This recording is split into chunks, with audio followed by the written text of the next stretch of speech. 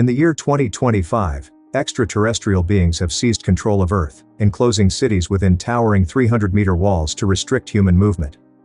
Welcome to the 348th day of our occupation. Progress only comes with struggle. On this particular day, a truck driver bids farewell to his wife, Katie, and their children, Grayson and Bram, embarking on his daily journey through the streets of Los Angeles, now patrolled by soldiers donning red helmets. Later, amidst conversation with a colleague, it becomes evident that Will is contemplating an illicit voyage beyond the city's confines. He seeks out a smuggler who clandestinely transports him in a metal container submerged in ice. It is during this journey that Will discovers he shares the space with another passenger, to whom he confides his mission of locating his 12-year-old son stranded beyond the wall.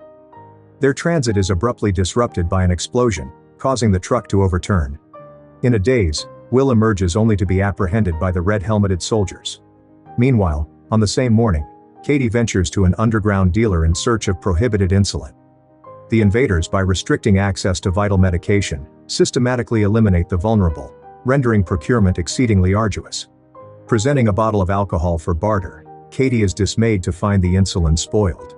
Forced to defend herself with a pistol, risking detection by surveillance drones and imminent peril, Katie refuses to be deprived. Simultaneously, Will finds himself incarcerated, bereft of means to contact his wife. Katie, fraught with concern, navigates the forbidden nocturnal streets. In a moment of distress, her sister Maddie arrives accompanied by her son in desperate need of the insulin. Katie vows to secure the medication and entrusts Maddie with caring for the children. She confronts her husband's colleague who feigns ignorance regarding Will's whereabouts, leaving Katie to return home empty-handed. Suddenly, a citywide alarm blares, compelling Katie to seek refuge beneath a military vehicle as a drone surveils overhead. As a prisoner is thrust into the truck, Katie's predicament seems dire until the vehicle moves and the drone departs, allowing her to safely return home. The following morning she confides in her friend Bruce Sard, divulging Will's disappearance. Bruce, a former FBI colleague, urges her to remain home while he endeavors to leverage his remaining contacts. Despite his counsel, Katie opts to investigate the hospital, where she learns of the explosion at the city's entrance. Amidst the ensuing turmoil, she ventures into a store, surreptitiously procuring several vials of insulin. Meanwhile, in captivity, Will listens to his fellow inmates' revelations, destined for labor in a factory serving the aliens. His confinement is interrupted by the arrival of soldiers, one of whom identifies him by his true surname. Recognizing his background, they escort him to the Green Zone, the enclave of the world's leaders. There, he encounters Snyder, a representative of the Los Angeles governor, who recognizes Will's military and FBI pedigree, and his proficiency in apprehending dangerous offenders. With the disappearance of the military and law enforcement post-alien arrival, Will had no choice but to conceal his identity. Snyder now seeks his aid, offering full protection to his family in exchange. The Masters demand security, tasking Will with leading a specialized unit to infiltrate the rebel faction and apprehend their leader, Jono. As the alien spacecraft readies for departure, Snyder implores Will to defect, lest his family be consigned to the factory. Under the cover of night, the Red Helmets escort Will home, instilling fear in his family. Despite his attempts to reassure them, claiming involvement in a mere accident, Katie detects his falsehood upon hearing he ventured out in search of Charlie. Overcome with emotion, she weeps, vehemently rejecting Snyder's proposition. She refuses to align herself with the consort of a traitor. Come morning, the family is roused by the aroma of sizzling bacon. Entering the kitchen, they are surprised to find Snyder there, having prepared breakfast and brewed elusive coffee. Amidst the meal, he enumerates the advantages of their newfound status: security, personal tutoring for the children, sumptuous fare, and employment. Furthermore, the aliens grant permission for the couple to reopen their erstwhile bar. Yet, Will's compliance hinges on the safe return of his son, held in another sector. Snyder pledges to explore this possibility. The subsequent morning, Katie ventures to an inconspicuous dwelling, where members of the resistance await her, informed of the occupiers' enlistment of her husband to track them down. On another morning, Will commences his duties, swiftly realizing Snyder's deception. Instead of assuming command of a specialized unit, he finds himself subordinate to Phyllis, tasked with apprehending the individual responsible for planting the explosive device at the city's entrance. Paired with Bo, a seasoned law enforcement officer, Will embarks on his assignment. Meanwhile, Katie arrives at the bar, stumbling upon her lost son's belongings. Her task is interrupted by Broussard, inquiring about the progress of the police investigation into the customs explosion. Yet, Will's nascent undertaking yields no information. As he and Bo close in on the residence of the wanted criminal's girlfriend, they employ deception to flush him out. Amidst pursuit, a drone materializes, but Will defiantly stares into its lens, prompting its swift retreat. The detainee is delivered to the precinct, where Will's incarcerated colleague pleads with Phyllis for release in exchange for cooperation as an informant, only to be rebuffed. Returning to his trailer, Will discovers his family's absence. Simultaneously, as they arrive home, Katie, having concealed the mother and son upstairs, hastens to Broussard's abode in need of forged documents. Refusing aid due to the Resistance's risk-averse stance, Katie confronts Will upon their return home. Upon learning that his friend's family seeks refuge with him, he guides them to a contact capable of forging counterfeit documents. En route, they are halted by the Red Helmets, who, after inspecting their pass, apologize and permit them passage, leaving Katie stunned. Arriving safely at the designated location, while their documents are being fabricated, Will divulges to Katie his success in apprehending the individual responsible for the explosive incident. With Jono's capture, Charlie's retrieval becomes plausible. Subsequently, Will escorts the woman and child to a displaced persons camp. Meanwhile, Katie rendezvous with the resistance leader, Alexander, who assuages her concerns, clarifying that the apprehended individual is affiliated with another faction, promising to caution them at the precinct. Will learns of the imminent shipment of prisoners to the factory and is urged by Phyllis to acquiesce upon their arrival. The city's entire defense was dismantled within 8 hours. What threat could a band of rebels pose during the night? Katie consoles her distressed husband upon learning that the suspect has disclosed his accomplice's whereabouts. Will departs, prompting Katie to urgently alert Broussard. As the prisoners undergo processing, they are subjected to decontamination and redressed. Simultaneously, the Red Helmets converge on the location disclosed by the detainee, discovering only rebel casualties. Will discerns the presence of a spy within the police force. The ensuing morning, a cart-bearing individual enters an inconspicuous abode on the outskirts of Los Angeles, triggering a clandestine radio broadcast advocating for the occupation's overthrow by Gano. Detecting the transmission, the Red Helmets converge on the broadcast site, while Bram conceals duplicate recordings beneath his bed. However, the subsequent military raid yields no occupants. That same day, Katie partakes in a resistance-led assault on a food truck, her first such operation. Amidst the skirmish, Comrade Kim succumbs to fatal wounds. Katie attempts aid, only to witness Broussard administer the coup de grace, leaving her stunned. Subsequent drone attacks spur Broussard to gauge the authorities' response time. Following the operation's conclusion, Katie returns home, hastily concealing traces of blood, retreating to her room in distress. Bram, meanwhile, presents a cassette to his teacher, detailing anomalous patterns in alien spacecraft takeoffs, inspiring the teacher to construct a more potent telescope. Police presence at the incident site prompts Will's observation of a boy's unmistakably executed body. Phyllis orders his photograph and swiftly identifies him. Subsequently, the Red Helmets arrest the boy's parents. Incensed, Will overlooks Broussard's presence, who later reports the incident to the resistance base. However, Alexander reassures him of Kim's discretion. Katie, meanwhile, attributes her grief-stricken demeanor to remnants found at their son's bar. Tormented by his perceived impotence against the masters, Will receives reassurance from his wife. Later, Katie confers with Broussard, justifying his actions as sparing Kim from torture, but now necessitates extracting intel gleaned from her husband. Meanwhile, Bram's friend leads him to an underground tunnel beneath the wall, utilized by his father before the occupation for clandestine passage beyond the wall. Will and Broussard investigate a cultural center frequented by Kim, uncovering rebel armaments. Concurrently, Bram's acquaintances disclose their routine expeditions beyond the wall in search of sustenance. Upon learning of the discovered weapons cache, Alexander tasks Broussard with cautioning Katie against her husband's recklessness. Although skeptical, Katie pledges cooperation, prioritizing her family's safety. That evening, amidst festivities, Snyder arrives, elucidating the master's strategy of placating tension through the revitalization of establishments. Katie's outrage at what she perceives as capitulation to the aliens is countered by Will's conviction in their strategy to reunite with Charlie. Later, he discusses the spy issue with Bo, met with skepticism from the former policeman, disillusioned by betrayal. Simultaneously, Katie confides in Broussard, attributing the swift discovery of resistance hideouts to a knowledgeable informant, prepared to divulge her identity to ensure Will's safety.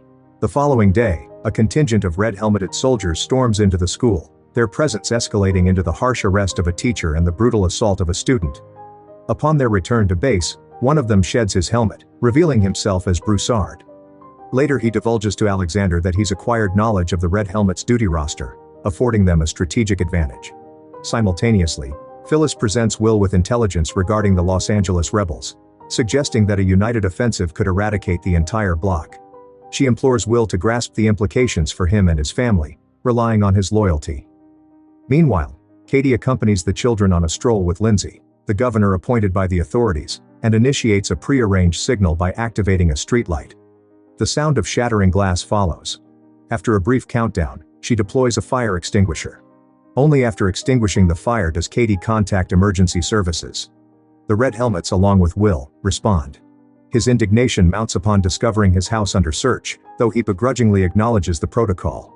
Katie is summoned for interrogation by Phyllis, who pledges augmented security for the family. Furthermore, neighbors are forewarned of potential repercussions, instilling fear. Katie is taken aback by the realization. During the interrogation, Phyllis delves into every detail, including the personal dynamics between husband and wife. Meanwhile, Maddie seeks employment at the Commission for the Preservation of Cultural and Artistic Items, introducing herself to Charlotte, the director, in hopes of securing an assistant position. Following his wife's interrogation, Will confronts Phyllis, who reveals tapes discovered beneath Bram's bed, prompting her advice to exercise closer parental vigilance. For the time being, Phyllis retains these incriminating tapes. Enraged, Will heads home, where Bram unveils posters signaling the commencement of a new broadcast by Jono. Katie secures a promise from Alexander not to harm her husband and reciprocates by identifying Phyllis, her husband's superior, in a photo. Later, another broadcast by Jono ensues, leading to the prompt detection by police of the signal emanating from the library. The individual, anticipating their arrival, utters his final rallying cry for resistance before his arrest. Will remains convinced it's not Jono, much to Snyder's dismay, who had already reported their presumed victory to the masters. Simultaneously, Maddie witnesses Charlotte's fury over her urgent need for a painting by a specific artist. Maddie, drawing on her expertise as an art historian, provides leads on collections within the city. Meanwhile, the arrested individual admits during interrogation to discovering the broadcast text in a pipe. Police verification confirms the pipe's trajectory leading to the green zone. Art items are discovered in the house Maddie referenced, earning her gratitude from the owner, who offers assistance with insulin and extends an employment offer. That same day, Phyllis informs Will of her decision to destroy the tapes as a gesture of trust. Returning home, Will learns from Bram that he listened to Jono due to the hope he instilled in people. Katie arrives early at the bar to find Phyllis awaiting her. Phyllis discusses her husband, drawing parallels with Will's unwavering love for his wife. She reveals surveillance photos from the truck attack site, cautioning Katie about her affiliations. If Katie wishes to survive, she must now collaborate with Phyllis. Following their conversation, Phyllis returns home to her paralyzed husband, who she greets before entering the living room, where she discovers Broussard. She immediately comprehends his purpose, and requests his assistance in eliminating her husband. Broussard complies with a gunshot. The following day, Bo and Will arrive at the crime scene to discover the name Jono scrawled on the wall. Snyder, livid over Phyllis's proximity to the masters, demands swift apprehension of the culprit. A message arrives regarding the capture of a member of the Jono group. Will interrogates the detainee, who divulges an address within the green zone. The Red Helmets storm the location, uncovering a hidden chamber housing several individuals identifying themselves as the Jono group. Meanwhile, Bram, accompanied by his girlfriend, ventures beneath the wall and stumbles upon a desolate city, where they procure vital supplies from an expansive warehouse. Back in Los Angeles, news broadcasts claim the eradication of the underground, though Will remains skeptical. Snyder, once again incensed by the mismatched appearance of the apprehended couple, reneges on the agreement to search for Charlie and appoints Will as the group's leader. Will immediately initiates a hunt for the mole, while Phyllis's assistant, Jennifer, subtly insinuates Will's potential involvement. Upon returning home, Will observes Bram offering his sister markers procured from beyond the wall, though Bram falsely claims to have traded them for oranges. Snyder interrogates a man purporting to be Jono, only to discover he's a mere actor. Snyder coerces him to maintain his charade in exchange for relocation to another block.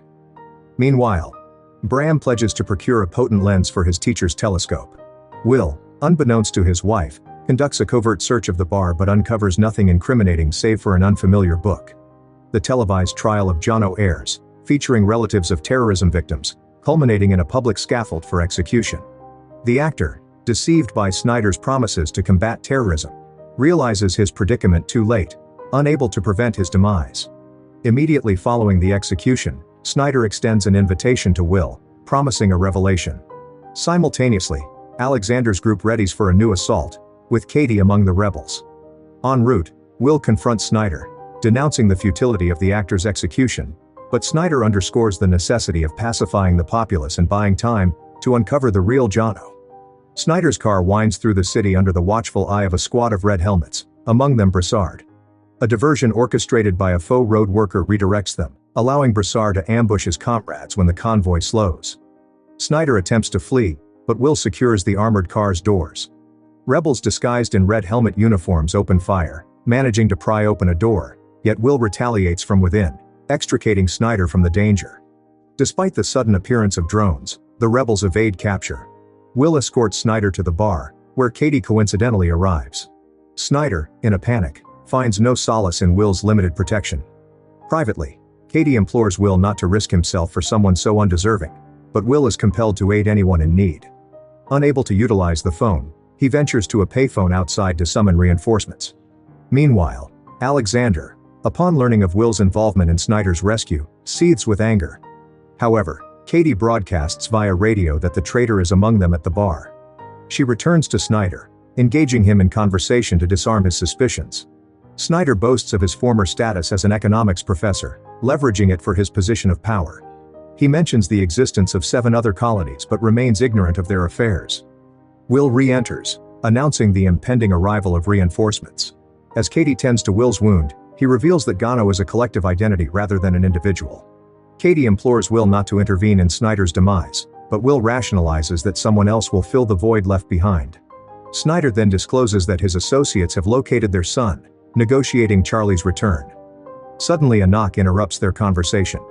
They hastily conceal Snyder in the bathroom. Broussard, disguised in a red helmet uniform, conducts a thorough search of the premises. Katie leads him to the basement, seeking assurances for Will's safety, yet Broussard offers no guarantees given Will's penchant for involvement. Broussard eventually departs, leaving Will certain of his affiliation with the resistance, and anticipating his return with reinforcements. They fortify the doors with Snyder, who continues to dangle Charlie's retrieval, provoking Katie's frustration with his manipulation. Meanwhile, the rebels attempt to breach the bar to no avail. A shaken Snyder divulges to Will that the masters have screened nearly every individual, culling those deemed unnecessary, though he himself has never encountered the aliens. With the rebels intensifying their assault, Will instructs Katie to hide, preparing to defend Snyder. A smoke grenade disrupts their sanctuary, and militants flood in. Will retaliates when a rebel confronts him, prompting Katie to shoot the assailant. Broussard trains his weapon on her, forcing Will to demand she relinquish her firearm. The rebels corral them into the basement before departing. However, Will discovers a machine gun and gives chase. But upon reaching the upper floor, finds the premises deserted. As Snyder is discovered by the authentic red helmets, retrieved from the closet where Will had concealed him, Will endeavors to comfort Katie in the evening, elucidating that Snyder's trial was merely a charade. There exists no hero of the people, and those assaulting them are unrelated to Jono. Meanwhile, Alexander deduces Katie's duplicity, suspecting her of being a double agent leading them astray. Concurrently, Maddie embarks on a romantic involvement with Nolan, the spouse of Charlotte and leader of the Contemporary Preacher Church. Simultaneously, Will identifies Broussard through a photograph, having sighted him amidst the assailants, and is tasked with apprehending him. The red helmets set out for his location, but upon attempting to breach the premises, it detonates. Will interrogates Broussard's comrades, and one divulges a discerning detail. A chest tattoo, recognizable to Will as a symbol of special forces. In a daring move, Broussard infiltrates a restricted area, pilfering the corpse of a similarly built dark-skinned man of comparable age. Collaborating with Alexander, they place the body in a vehicle and incinerate it. Throughout, Alexander persuades Broussard of Katie's treachery. Subsequently, law enforcement discovers a burnt vehicle containing a charred cadaver, corresponding to the description of the bar assailant. Nonetheless, Will harbors doubts. Katie endeavors to establish contact with the underground but encounters difficulty.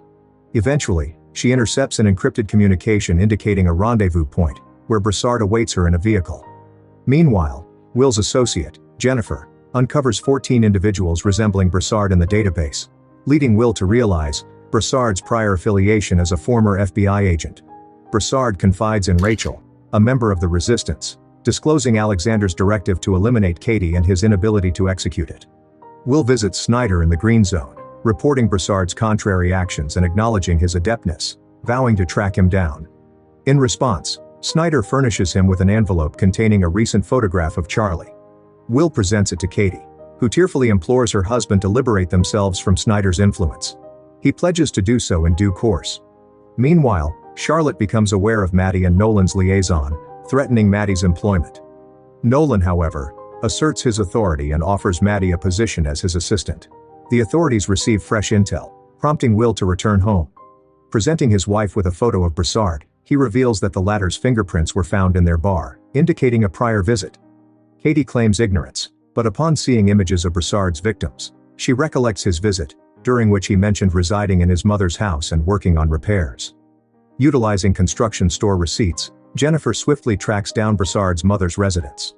Meanwhile, Rachel visits Katie, acknowledging Broussard's involvement in numerous killings as part of the resistance. Although Katie nearly fell victim to Broussard, Rachel highlights that he didn't carry out that particular order. Katie contacts Broussard, alerting him to Will's discovery. When the Red Helmets descend upon Broussard's mother's house, it's vacant, suggesting he received a warning. Will encounters a neighbor, who turns out to be Alexander. The neighbor denies any knowledge of Broussard's whereabouts. As Will departs, he notices the same book lying on Broussard's table as in his wife's bar. Will's colleague investigates a factory where frequent illnesses and deaths occur, revealing they're actually located on the moon. Will shares a photo of Charlie with his children, confessing that his government employment is solely aimed at bringing him back. Meanwhile, the governor of the Los Angeles block informs Snyder of the upcoming inspection by the chief minister of the Pacific region. Despite assurances, the woman remains skeptical. Katie confides in Rachel, learning that her underage sons are involved in the resistance. Impressed by Rachel's bravery, yet fearful for her family's safety, Katie announces her departure from the group. Rachel pledges her support, and Alexander contacts Will, accusing Katie of being the mole leaking information to the rebels. He arranges a meeting, where Will encounters Broussard's neighbor, who admits to leading the cell and offers betrayal in exchange for freedom. Meanwhile, Broussard meets with the leader of the youth rebel cell, obtaining intel on the arrival of a significant figure. Will relays everything to B upon his return. Later, he visits Snyder and communicates Alexander's terms. Snyder insists on a face-to-face meeting that evening. Katie revisits the topic of Charlie, questioning why Snyder can't bring him back if he knows his whereabouts. However, the conversation shifts to the impending meeting with Alexander. Alexander admits his readiness to betray the entire cell, prompting Katie to hastily depart for the bar, signaling Broussard along the way. Meanwhile, Bram and his teacher observe the moon, noting changes on its surface that suggest the presence of alien mines and warehouses. That evening, Broussard arrives at the bar where Katie informs him of the leader's betrayal. He promptly confronts Alexander, but the latter demands an end to all communication with Katie and prepares for a new operation.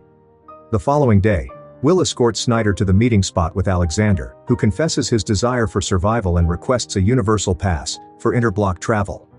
In return, he provides a list of Broussard's group and reveals their plan to eliminate the minister. Alexander arranges a meeting for Broussard where the police will arrest him. Will then escort him beyond the wall and grant him the pass. Later, Broussard arrives at the designated market spot, joined by Rachel and Katie. Upon spotting Red Helmets, Katie alerts Broussard. Panic ensues as the military opens fire, resulting in Rachel's death. Will visits Alexander's house, now under police guard, and calls off the deal with Snyder. However, Snyder's mention of Katie seals his fate. Will shoots him, shifting blame to Broussard. That night, Katie pledges her support to Broussard after Rachel's tragic demise. Will informs Snyder of a new rebel cell beyond the wall, suggesting a secret passage to the authorities. Snyder grants permission for investigation but assigns them a guard.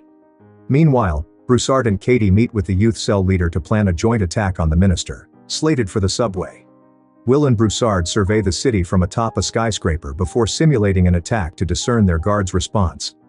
They discover a map supposedly lost by the attackers, prompting Will to point out the rebel attack points to Snyder. Snyder reports the discovery of a tunnel under the wall. The youth cell members reveal a micro-drone to Katie, capable of reconnaissance. Broussard trains Katie in shooting. Meanwhile, Red Helmets led by Snyder accuse Charlotte of concealing paintings from the masters and arrest her. That evening, Katie discovers a book about the benefits of the arrival, gifted to her daughter by Lindsay. She immediately contacts Will, sharing her concerns about the indoctrination of children in the new church. Will responds by informing her of their relocation plans to Beau's house beyond the wall, accusing her of spying on him. However, Katie reaches a breaking point. The constant deceit is tearing their family apart, and hiding beyond the wall seems futile. Will urges Beau to flee alone. Taking matters into her own hands, Katie, along with Broussard, eliminates guards, accesses the subway through a backup entrance, and infiltrates the group inside. A rebel-initiated explosion derails the train. Amidst the wreckage, they discover the body of an alien. Will receives word of this and rushes to the station, where the governor arrives, announcing the abduction of a master. Given a prior incident resulting in the destruction of Dallas due to 2 alien deaths, the people must grasp the consequences for Los Angeles if the missing master isn't found. Meanwhile, rebels transport the alien to a secure location, blocking signals with metallic foil. Will hurries home, instructing Maddie to protect the children, who suggests taking them to the green zone. Bram provides a secret number his mother received the previous day. As rebels attempt to relocate the alien, a daytime curfew is imposed. Maddie and the children find themselves trapped in a lengthy queue, during which Bram flees. Simultaneously, rebels hijack a Red Helmet's vehicle to transport the alien. The police receive footage from subway cameras, where Will spots Katie but keeps it to himself. Bram leads his teacher to the tunnel. As the rebel group transporting the alien moves through the city in a police car, they witness a house being fired upon to intimidate residents. Snyder is relieved of his duties, but the governor is powerless. The alien is taken to a shielded laboratory and attempts are made to open its suit. Will hands Jennifer the rebel codebook, and together they analyze footage from the failed arrest attempt on Broussard, identifying the youth cell leader. They manage to activate the communicator on the alien's wrist. Will confronts Katie, urging her to surrender the captives and flee, but she refuses, breaking the isolation instead, compelling the rebels to escape via a secret passage. Drones swarm the house as Katie opens the door, and Will contacts the police. The alien is retrieved, and Snyder expresses gratitude, offering Will a universal pass beyond the wall. Meanwhile, Bram and his teacher are apprehended in the tunnel, and Snyder is taken into custody. Will ventures beyond the wall in search of his son, while Katie returns to an empty house, marking the conclusion of the first season.